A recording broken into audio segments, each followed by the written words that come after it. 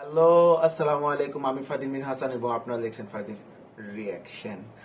আজকে 15ই আগস্ট আমাদের জন্য জাতীয় শোক দিবস। বাংলাদেশের একটা কলঙ্ক কলঙ্ক কলঙ্কতম অধ্যায় 15ই আগস্ট, এবং আমাদের পার্শ্ববর্তী দেশ ভারতের জন্যই ততই তাদের জন্য ভালো একটা দিন।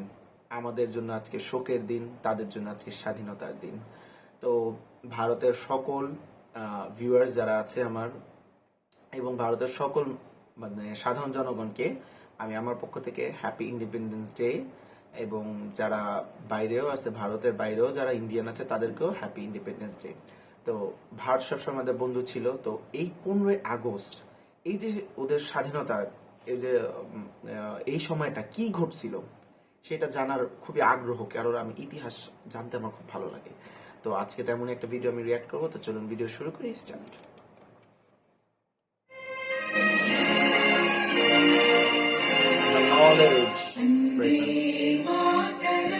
आज हम आपके सामने लाने जा रहे हैं 14 अगस्त की रात का वो सच जिसे हर भारतीय जानना चाहेगा। वो रात जिसने हिंदुस्तान का इतिहास, भूगोल, भविष्य और सोच को बदल दिया। वो रात थी आजादी की रात। दिल्ली में 14 अगस्त की शाम से ही जोरदार बारिश हो रही थी। रात 9 बजते बजते रायसीना हिल्स पर करीब 5 लाख लोगों का हुजूम जमा हुआ था। बारिश अब भी जारी थी। रात को करीब 10 बजे सरदार पटेल, जवाहरलाल नेहरू, डॉक्टर राजेंद्र प्रसाद और माउंट बेटन वाइसरॉय हाउस पहुंचे। 14 अगस्त 1947 की रात 12 बजने में कुछ ही मिनट बाकी थे। तब पंडित जवाहरलाल नेहरू ने 2 लाइनें कहकर अपना प्रवचन शुरू किया। At the stroke of the midnight hours, when the world slept, India will be awake to life and freedom. चंद ही मिनटों में 12 बजे और 15 अगस्त का ये दिन भारत के लिए खुशियां लेकर आया। 190 सालों बाद ब्रिटिश हुकूमत से देश स्वतंत्र हुआ था, लेकिन इन खुशियों के साथ उतना ही गम था, क्योंकि भारत ने अपना 3,46,737 स्क्वायर किलोमीटर का पूरा विस्तार और करीब 8 करोड़ 15 लाख लोग एक ही रात में गंवा दिए थे। देश 2 टुकड़ों में विभाजित हुआ था, हिंदुस्तान और पाकिस्तान। हिंदुस्तान यूं ही आजाद नहीं हुआ। 15 अगस्त के बहुत पहले ही ब्रिटिश हुकूमत का अंत शुरू हो गया था। महात्मा गांधी के जन आंदोलन से देश में नई क्रांति की शुरुआत हुई थी। तो एक और सुभाष चंद्र बोस की आजाद हिंद फौज ने अंग्रेजों का जीना दुश्वार कर रखा था। ऊपर से दूसरे विश्व युद्ध के बाद ब्रिटिश सरकार में उतना दम भी नहीं था कि वो हिंदुस्तान पर अब शासन चला सके। इसलिए माउंट बेटन को भारत का आखिरी वाइसरॉय बनाया गया था, ताकि देश को आधिकारिक तरीके से स्वतंत्रता दी जा सके।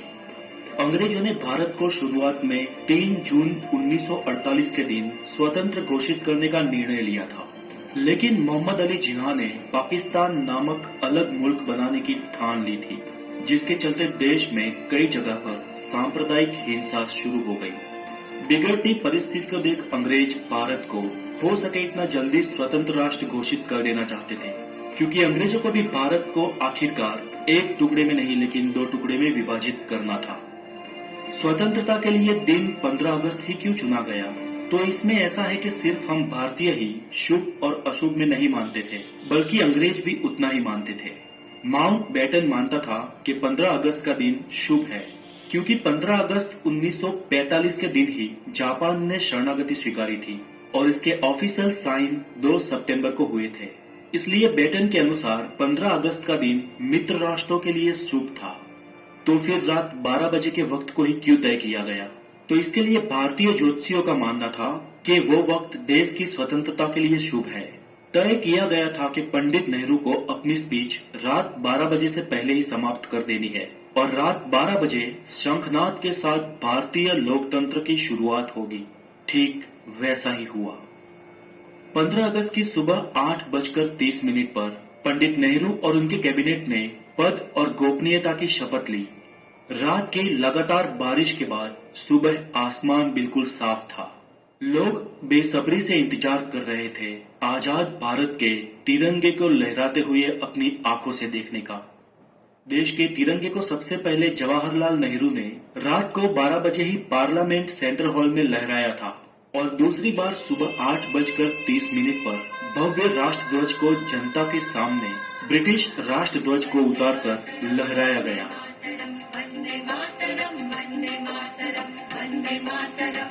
देशवासियों की आंखों में खुशी के आंसू थे।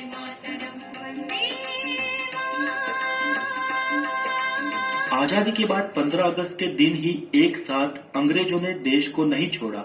आजाद भारत के कुछ आला अफसर भी कुछ समय तक अंग्रेज ही रहे। 1500 ब्रिटिश सैनिकों की पहली टीम 17 अगस्त 1947 के दिन अपने देश रवाना हुई, तो आखिरी टीम 27 अगस्त 1948 के दिन निकली। दोस्तों, ताज्जुब की बात ये कि लुटेरे अंग्रेज हमारे देश के अतिथि बन के आए हो, उस तरह से उन्हें विदा किया गया। उनकी आखिरी फौज ने जब मुंबई के बंदरगाह से विदाई ली, तब जॉर्ज पंचम को विदाई देने वाला गीत बैंड बाजा के साथ बजाया गया। आजादी से 190 साल पहले भी अमीर चंद और मीर जाफर ने रॉबर्ट क्लाइव का ऐसे ही सम्मान के साथ स्वागत किया था। और फिर क्या हुआ? प्लासी का युद्ध और 190 साल की परतंत्रता। फिर भी हम भारतीय नहीं सुधरे। अतिथि देवो भव के सूत्र को हमने आज भी नहीं छोड़ा। फिर वो अतिथि वाकई देवतुल्य हो या हमें लूटने आया हो। दोस्तों, आज के लिए इतना ही, और देश की इस स्वतंत्रता की कहानी को ज्यादा से ज्यादा share. Okay, I have lots to say, অনেক কিছু বলার আছে। যখনই শুরু হয়েছে মিউজিকটা, আই গট গুজ বাম্পস। এখনো আমার গুজ বাম্পস আছে। এমন দেশ সত্য বোধক কোনো কিছু দেখলে না আমার কাছে নিজের দেশের কথা মনে পড়ে। আমরাও কিন্তু এমন সংগ্রাম করে স্বাধীনতা অর্জন করছি।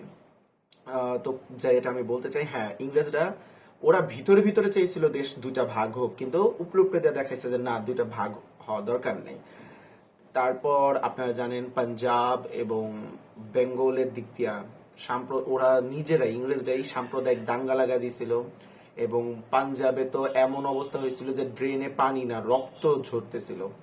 মানে ইন্ডিয়া থেকে যত হিন্দু মুসলিম গেছিল, সেই মুসলিম না পাঞ্জাবে, পাকিস্তানের যে অংশে পাঞ্জাব পড়ছে সেখানে মানে মানে মানুষকে মানে মূলা আর গাজরের মতো কাটা হয়েছে, হিন্দুদেরকে মুসলিমরা করছিল। আর ইন্ডিয়া থেকে যে ট্রেনটা গেছিল পাকিস্তানের দিকে, সে লাস্ট ট্রেন, সেইখানে হিন্দুরা করছিল কি পুরা ট্রেনের সবাই মেরে ফেলছে, মাইরা অটো মানে চালকের দিয়ে দিছে। সেই ট্রেনটা পাকিস্তানে পৌঁছে, এবং পাকিস্তানে পৌঁছানোর পরে গেট খোলার পরে একটার পর একটা লাশ। কেন ইমাজিন একটা ট্রেনের সকল মানুষ মরা, সকল মানুষ, চিন্তা করলে কেমন লাগে। কিন্তু এগুলো বাস্তব, এবং মানুষ অনেক খারাপ অবস্থা হয়ে গেছিল। যাক, তারপরের ইতিহাস আমরা কম বেশি জানি, তো সেটা ধারণ করতে হবে, লালন করতে হবে। যে ইতিহাস, সেটার সাথে কিন্তু আমরা বাঙালিরাও জড়িত, আমরা বাংলাদেশিরাও জড়িত, কারণ আমরা একসময় তাদের আন্ডারেই ছিলাম। সেটা আমাদের ভুললে চলবে না। এবং আমরা তারপর পাকিস্তান থেকে স্বাধীন হয়েছি। তো আবারও আমি ভারতের সকল নাগরিককে এবং ভারতের সকল সাধারণ মানুষকে অনেক অনেক শুভেচ্ছা জানাচ্ছি ইন্ডিপেন্ডেন্স ডেতে। Happy independence day. And I wish কে ভারত এইভাবে উন্নতি করতে করতে করতে করতে তাদের যে অ্যাচিভমেন্ট, এগুলোকে অ্যাডমায়ার করি আমি। এবং তারা যে অ্যাচিভ করতে চায় সুপার পাওয়ার হিসেবে, সেই ভিশনটা যেন সত্যি হয়। আজকে এই পর্যন্ত। ভালো থাকবেন, সুস্থ থাকবেন। আসসালামু আলাইকুম, বাই।